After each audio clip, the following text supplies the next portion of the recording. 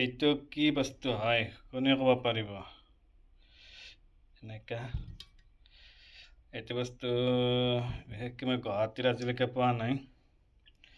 এইটো বস্তু পাই শ্বিলঙৰ ফালে, কিন্তু খাই কিন্তু বহুত টেষ্টি লাগে। টেষ্টি মানে কেনেকা, ধৰক জলকীয়া দি নিমখ দি লগত পদিনা পাত দি কিনে এইটো সানি ল'ব লাগে। মানে এইটো বহুতে টেঙা, টেঙাত মানে নাম্বাৰ 1 টেঙা।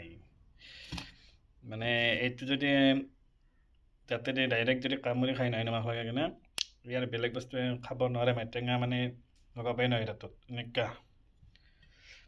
তাৰপিছত এইটো বাৰু মোক এজনে আনি দিছে শ্বিলঙৰ পৰা খাম বুলি কৰাৰ কাৰণে, যিহেতু মই আগে পিছে খাই পাইছোঁ। গতিকে শ্বিলঙত গৈছিলে যাতে মই এইটো বস্তু আনিব দিছিলোঁ। নাম মই নাজানো কি, কিন্তু বস্তুটো খাই এনেকুৱা টেষ্টি লাগে। ইয়াক মানে কি মই এতিয়া কি কৰিম, জলকীয়া চলকীয়া দি কিনে ইয়াক সানিম। এইটো কিন্তু পকি গৈছে, পকি গৈছে এইটো একদম। মানে ইয়াৰ এনেকৈ দিলে মানে হেৰি হৈ যায়, এইবিলাক একদম তুলতুলা আছে। পকি তুলতুলা বুলি কয় যে, এনেকুৱা তুলতুলা টাইপ হৈ যায়। বহুত মানে হেৰি হৈ গৈছে, ঢিলা আছে একদম। একদম একদম পিটিকি দিলে পূৰা একদম ধুনীয়াকৈ লৈ কিনে খাব পৰা জুতি হ'ব। সানি ইয়াক খাম বাৰু। বস্তুটোৰ নামটোহে নাজানো কি, বহুত বাৰ খালোঁ মই।